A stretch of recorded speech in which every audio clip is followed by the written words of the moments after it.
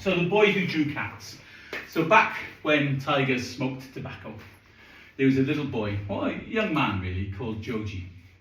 And Joji lived on a farm with his mother and father and his two older brothers. And all Joji ever wanted to do, and all he did, was draw cats. Now, on a farm, there's lots of rats and there's lots of mice. And so, there's lots of cats. So it's the perfect place if you like to draw cats.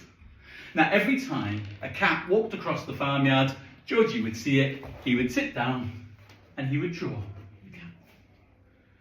But you know, we have to grow up.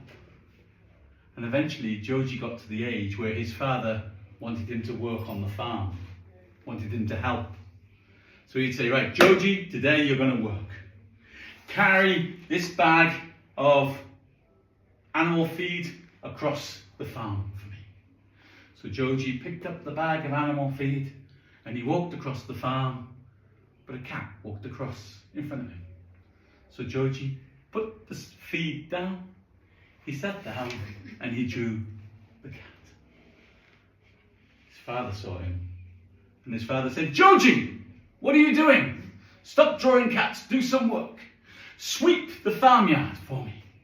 So Joji got the brush and he started to sweep the farmyard. But then a cat walked across the farmyard. So Joji put the brush down, sat down and drew the cat. Joji, what are you doing? His father said. Do some work. This happened day after day after day after day. And eventually the father said, Joji, all you want to do is draw cats. Maybe you don't want to be a farmer. Why don't you go to the baker and see if you can train to become a baker? So Joji went off to the baker and he started his training. And to start off with, his job was to carry bags of flour across the bakery. Now, bakeries have quite a lot of rats and mice. And when there's lots of rats and mice, there's lots of cats. Yes. So Joji was carrying the flour across the bakery and he saw a cat. So he put the flour down, sat down and drew the cat. Joji, what are you doing? Said the baker. Oh, sorry. You need to do some work. Knead some bread. So Joji started kneading the bread. But then a cat walked across and Joji stopped kneading the bread. Started drawing the cat. Joji, what are you doing? Said the baker. You need to do some work. Take the bread out of the oven. So Joji started taking the bread out of the oven. But then a cat walked past. So he sat down and drew the cat. And the rest of the bread burnt to a crisp in the oven. Joji, go back to your father, said the baker. So Joji had to go home to his father and say, the baker doesn't want me to train. Why not? Because I was drawing cats. So Joji's father said, well, maybe you should go to the temple and train to become a priest. Maybe you should go to the temple and train to become a priest. Maybe that will take your mind off cats. So he went to the temple and he knocked on the door and the priest let him in. You want to train to become a priest, you have to meditate, you have to study, you have to sweep the courtyard. Now the problem with temples is there's lots of mice and rats. And when there's lots of mice and rats, there's lots of Cats. So Joji would be meditating and he would feel a cat walking past and he'd open his eyes and he'd start to draw the cat. Or he'd be sweeping the courtyard and a cat would walk by and he'd sit down and draw the cat. Now the priest, he didn't shout because he was a very religious man. But he was beginning to lose his temper. He said, Joji, you have to study hard if you want to be a priest. Learn this. So Joji sat down and started learning. But of course, a cat walked past. He put down his book, he picked up his pen and paper, and he drew the cat. "Oh, Joji," said the priest, "I don't think it's working. Go back to your father." Now, Joji didn't want to go back to his father because, well, he felt a bit embarrassed. He felt a bit guilty. He knew that it was his problem. So he decided to walk and to maybe find another temple and to try again to become a priest. So he walked to the next village and he came to a temple and there was nobody there. He knocked on the door. No answer. He pushed the door open. "Hello? Hello?" Nobody answered. Nobody. And then he saw a big screen, a room divider, blank, an empty canvas. It's the biggest piece of paper he'd ever seen. What better place than to draw a cat? So he drew the biggest cat he'd ever drawn before.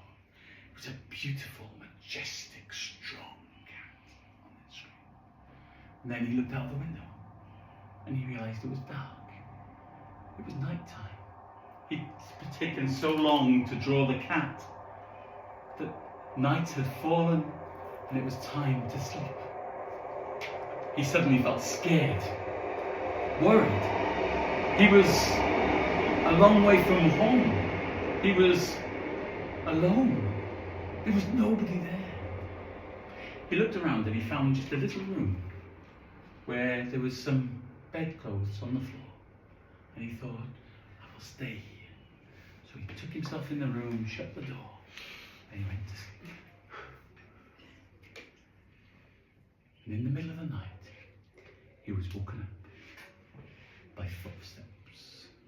But not just little footsteps, but footsteps. And a weird breathing noise, sort of.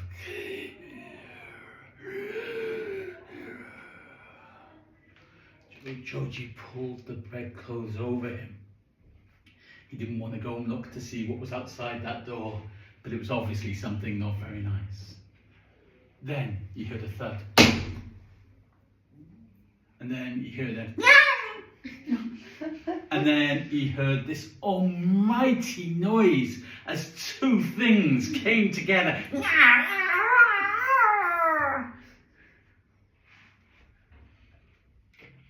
Then everything went quiet. Well, Joji was terrified by now. He tried to go back to sleep, and eventually he nodded off. He got to sleep. And the next morning, he woke up and he remembered the big noise. He remembered those footsteps and the meow and the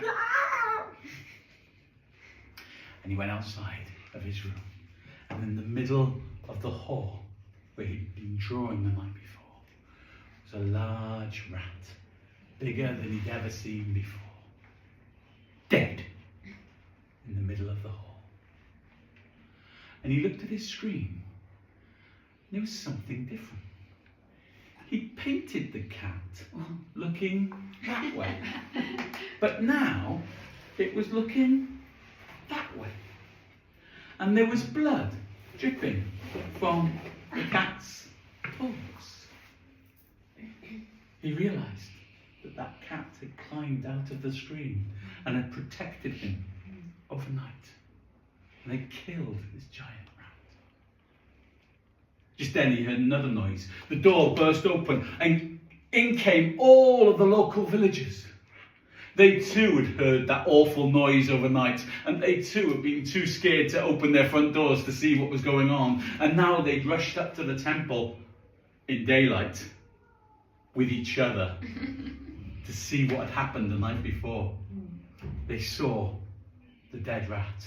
They saw the cat with the blood on its claws. And they saw little Joji. And they quickly understood that Joji had drawn the cat that had killed the rat.